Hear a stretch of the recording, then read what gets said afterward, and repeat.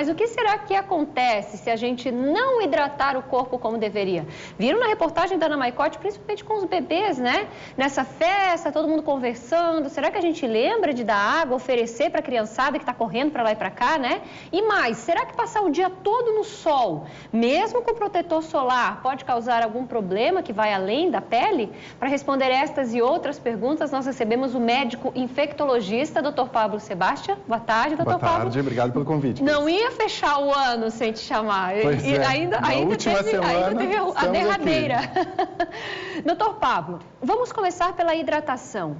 O que acontece se a pessoa ficar bebendo, ou seja, bebida alcoólica e não hidratar? Ou mais do que isso, por exemplo, tomar outra coisa para substituir a água. Por exemplo, eu bebi bebida alcoólica, ou as crianças, eu não dei água o tanto que deveria, mas dei, por exemplo, refrigerante. O que pode acontecer? O mito do Guaraná, né? De que o Guaraná é um bom alimento. É líquido, ou seja, o que acontece?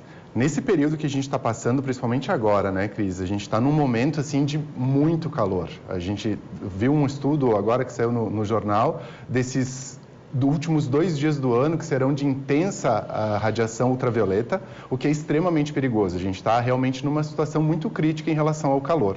E a água é o grande solvente do nosso organismo. Então, todas as substâncias, sejam os carboidratos, as proteínas, as vitaminas, eles dependem da água para que a gente tenha uma função adequada no nosso organismo. Se essa função ela não é o suficiente para aquilo que é necessário, alguns sintomas vão aparecer. E aí que vem o grande termo do verão, que é a insolação.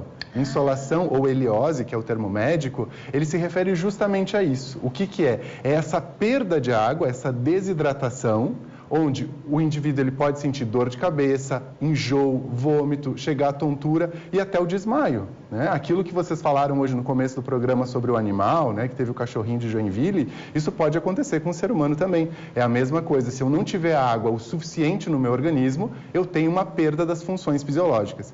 E se eu substituir a água por elementos que vão ajudar a perder ainda mais água, como é o caso das bebidas alcoólicas ou dos refrigerantes, eu vou acelerar, na verdade, esse processo de desidratação. Os refrigerantes, por conter muita quantidade ou de açúcar ou de sal, eles acabam propiciando que nós tenhamos uma desidratação ainda mais acelerada. Com essa desidratação, se eu não tiver um cuidado adequado, principalmente para crianças e para os idosos, a questão dos rins é que é muito importante. A gente pode ter insuficiência renal, que a gente diz que é pré-renal, quando tem uma falta de água no nosso organismo capaz de fazer a depuração, então, desses elementos. Nossa! Para a criançada que está ali brincando, doutor Pablo, de quanto em quanto tempo os responsáveis devem oferecer água para os pequenos? É importante estimular o tempo todo, né? Independente da criança pedir por água, independente de a gente esperar assim, que ela venha sentir sede e pedir alguma coisa, não. A gente sabe que se a criança ficar brincando o dia inteiro na praia, ela não vai pedir nada, né? De repente ela vai pedir um picolé, um sorvete, alguma coisa nesse sentido, mas ela dificilmente vai pedir água. Ela vai querer ficar brincando na água. Quando a criança está imersa na água, ela tem uma falsa sensação que vamos dizer assim, alivia essa questão da desidratação e, pelo contrário, né, a água do mar ela ajuda também a tirar a água do nosso corpo. Então, é muito importante que a gente ofereça frequentemente. Em relação ao protetor solar, por exemplo, existe um tempo, que é o tempo de 3 horas. A gente precisa de 3 em 3 horas reaplicar o protetor solar, porque ele não fica adequadamente na pele por um tempo superior a esse. Independente do que diga nos rótulos, teve um estudo recente que mostrou que nem tudo aquilo que está dizendo no rótulo é verdade. Mesmo nos dias nublados, como hoje, por exemplo, um dia bastante quente, mas que não tenha tanta incidência de sol, os raios ultravioleta, especialmente do tipo B, UVB, eles conseguem penetrar mesmo assim nos dias nublados e eles estão intensamente associados com o câncer de pele. Doutor Pablo, além do câncer de pele, ou seja, passei o protetor, hidratei, estou oferecendo água para a criançada, tem famílias que vão assim, 9 horas da manhã, armam lá aquela tendinha na praia e seguem a vida até 6, 7 horas e vão ficar ali. E como o doutor falou agora há pouco, esses dias serão de calor intenso. Mesmo assim, pode acontecer alguma outra coisa de ficar tão exposto ao sol, ou seja, esse calor? Pode. Infelizmente, mesmo quando nós estamos embaixo de uma tenda, por exemplo, existe a radiação que incide na areia, ela é refletida. Então, mesmo embaixo de uma tenda, eu vou ter um reflexo dessa radiação que bate na areia e volta para a gente. Então, as queimaduras, elas podem continuar acontecendo. 2 grandes fatores são associados ao sol como vilão. Um é o câncer de pele e o outro é o fotoenvelhecimento. E é importante a gente pensar isso, né? Como a gente está vivendo mais tempo, é importante que eu tenha uma qualidade na minha pele que seja suficiente para suportar esse tempo todo que nós estamos vivendo. Essa perda de qualidade da nossa pele também desfavorece em relação à hidratação. A gente tem a transpiração como um grande canal que nos auxilia no controle da temperatura corporal. Mas esse aumento violento que nós estamos tendo de temperatura, ele não é correspondido por essa transpiração. Ou seja, a temperatura do corpo ela aquece muito rapidamente e eu não tenho um fenômeno fisiológico que consiga fazer esse controle adequadamente. A temperatura sobe e se eu não hidratar, eu não tenho controle da temperatura corporal. É uma maquininha, né? É uma maquininha que precisa de cuidados, assim como qualquer outro mecanismo, né? Que a gente tem que ficar atento. E a gente tem, historicamente, existia aquela questão de eu vou para a praia, logo que eu vou para a praia, então no primeiro dia eu não passo nem o filtro solar, né? Porque já dá aquela torrada, já dá aquela tostada, prepara o couro para o resto do verão. E isso é extremamente inadequado.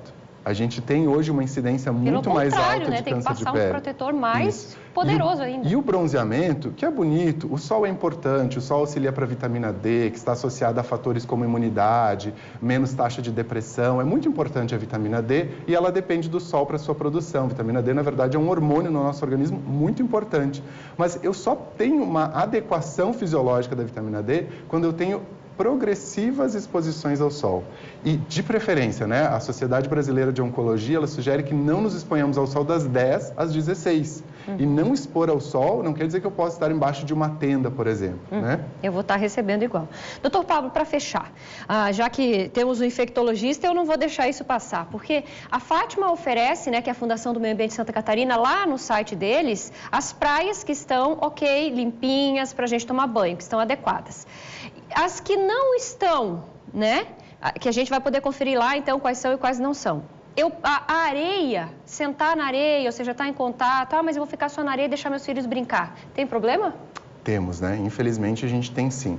É claro que a gente espera que a gente tenha uma temporada bem diferente da última, né? Onde nós tivemos inclusive os turistas indo embora em virtude dos quadros de diarreia e assim por diante.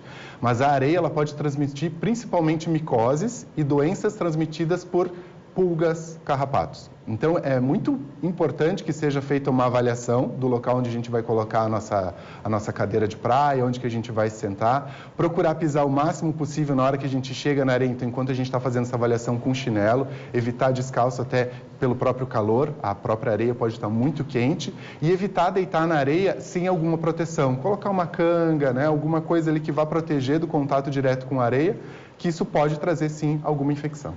Doutor Pablo, muito obrigada, feliz ano novo, obrigada pela parceria ao longo desse ano, ajudar nós aqui do Ver Mais e quem está em casa. Obrigado, Cris. Com suas orientações preciosas para a gente passar um ano, ok, com tudo aquilo que o organismo pode proporcionar. Isso aí, obrigada mesmo. Que a gente venha com boas notícias no ano que vem. Tomara. Obrigada.